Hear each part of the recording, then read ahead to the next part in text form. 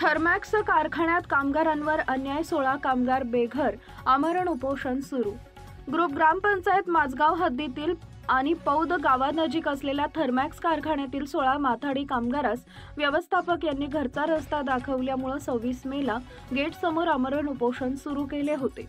ही बाब स्थानिक कामगार नेते संतोष बैलमारे यांनी कामगारांची भेट घेऊन व्यवस्थापन अधिकारी आणि कामगार नेते संतोष बैलमारे यांच्या मध्यस्थीने चर्चा करून तोडगा काढला आणि आंदोलन स्थगित करून कामगारांना लवकरात लवकर कामावर घेण्यात येईल असं आश्वासन व्यवस्थापन अधिकारी यांनी सर्वांसमक्ष उपोषण करणारे कामगार यांना दिले।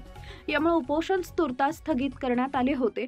मात्र 15 दिवसानंतर व्यवस्थापन अधिकारी यांची कामगारांना कामावर घेण्यास नकारात्मक भूमिका घेतल्याने पुन्हा एकदा 16 जूनला थर्मॅक्स गेट जवळ आमरण उपोषणाचं हत्यार उपसले जाणार असले असं कामगारांनी सांगितलंय।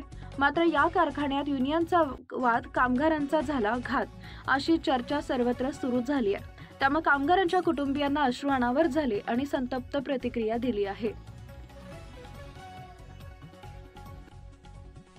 15 दिवस उलटून गेल्यानंतरही थर्मॅक्स व्यवस्थापक यांनी दिलेले शब्द पाळले नसल्यामुळे कामगारांनी नाराजी व्यक्त केली। खोटे आश्वासन देऊन दिशाभूल करण्यात येत असल्याचं निदर्शनास येताच पुन्हा व्यवस्थापक जागे करण्यासाठी आमरण उपोषणाचं हत्यार उपसले जाणार आहे। गेले 2.5 महिने कामगार घरी असल्यामुळे त्यांच्यावर उपासमारीची वेळ आली आहे।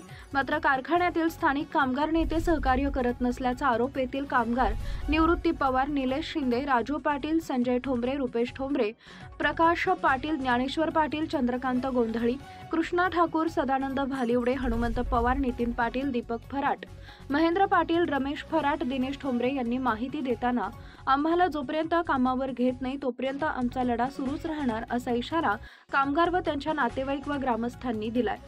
त्यामुळे व्यवस्थापनाच्या दुपट्टी भूमिकेमुळे परिसरात थर्मॅक्स कंपनी व्यवस्थापन अधिकारी यांच्याबाबत संतापाची भूमिका व्यक्त होत असल्यानं राष्ट्रवादीचे तालुकाध्यक्ष संतोष बैलमारे, उत्तम भोईर, माझगावच्या सरपंच दीपाली नरेश पाटील, माजी सरपंच गोपीनाथ जाधव, माजी उपसरपंच रुपेश जाधव, नरेश पाटील, सामाजिक कार्यकर्त्या नंदा म्हात्रे, संतोष ठाकूर, संतोष महाब्दी, मच्छिंद्र पाटील यांचा आदी कार्यकर्ते व ग्रामस्थांचा या कार्यकर्त्यांना पाठिंबा होता। व्यवस्थापनावर चर्चा झाली। चर्चेमध्ये स्थानिक सरपंच असतील, इतर सर्व पक्षाचे कार्यकर्ते, इतर ग्रामस्थ होते, व्यवस्थापन आणि स्थानिक PI पवार साहेब होते, कंपनी व्यवस्थापनाबरोबर कदम साहेब आणि इतर मॅनेजमेंट आणि युनियनचे प्रतिनिधी राजेश पाटील व इतर सर्व सहकारी होते। 29 तारखेला सकाळी 11 वाजता कंपनीमध्ये मीटिंग चालू झाली। मीटिंगचा अजेंडा होता जे 16 कामगार कामावरनं काढले त्यांना पुन्हा कामावर घेण्यासाठी। त्यासाठी तटकरे साहेब असतील, भाईजत्ता भेंजर चर्चा झाली। चर्चेअंती मान्य केलं। भाईजत्ता बाहेर जेव्हा ते येतील आल्यानंतर आपण या कामगारांचे नव्याने फॉर्म भरून यांना रुजू करून घेऊ कामावरती। या कालावधीमध्ये 8 दिवसाचा टाईम मागितला तो देण्यात आला। गेटवरती आल्यानंतर आम्ही ते जाहीर केलं झालेली परिस्थिती काय। जर आम्ही चुकीचं काय तर त्या दिवशी गेटवर बोललो असेल मीडियासमोर तर व्यवस्थापनाने ते आम्हाला थांबवायला पाहिजे होतं। काही चर्चा झाली नाही। त्या कामगारांना घेण्याचं मान्य केलं। ह्या कामगारांची चुकी काय, गेले 25 वर्ष कंपनीमध्ये काम करतायत। 25 वर्षानंतर तुम्ही आज सांगताय की तुम्ही युनियन चेंज करून दुसऱ्या युनियनमध्ये या। कदाचित त्यांना आपण ज्या ठिकाणी काम करतो युनियन सोडून जाण्यामध्ये त्यांना मान्य नव्हतं।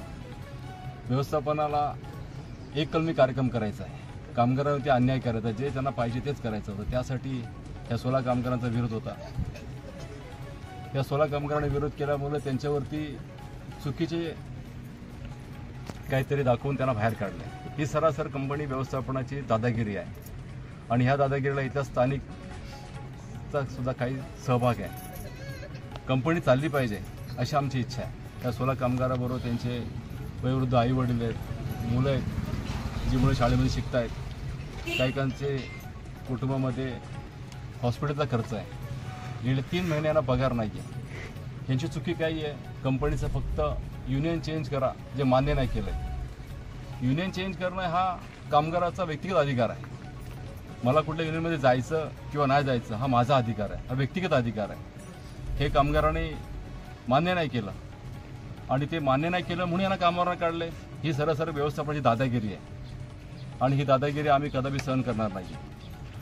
कंपनीचे जे कामगार इथे उपोषणासाठी बसलेले आहेत। एकूणच परिस्थिती आणि जी कार्यवाही झालेली आहे ती बघता ही कार्यवाही सरकारी कामगार अधिकारी व सचिव किराणा बाजार व दुकाने मंडळ मुंबई विन माणगावकर या अधिकाऱ्यांनी दिलेल्या पत्रानुसार कंपनीने केलेली आहे।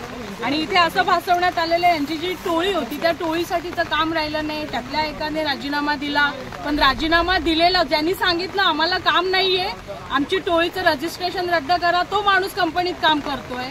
आणि ज्यांनी राजीनामे पण दिलेले नाहीये ते कामगार मात्र बाहेर बसलेले आहेत। तर ह्याच्यामध्ये खरं तर कामगार बोर्डाची फार मोठी भूमिका आहे आणि खऱ्या अर्थाने जर अन्याय केला असेल तर तो त्यांनी केला असेल।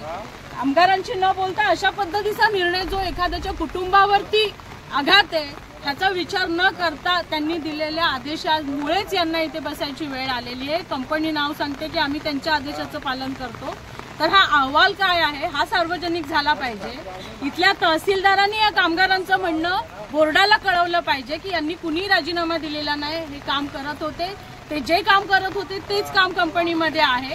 ही सगळी सत्य परिस्थिती बोर्डाला गेली पाहिजे तहसीलदारांच्या माध्यमातून, तेव्हाच हा प्रश्न मार्गी लागेल आणि या कामगारांना न्याय मिळेल असं आम्हाला वाटतं।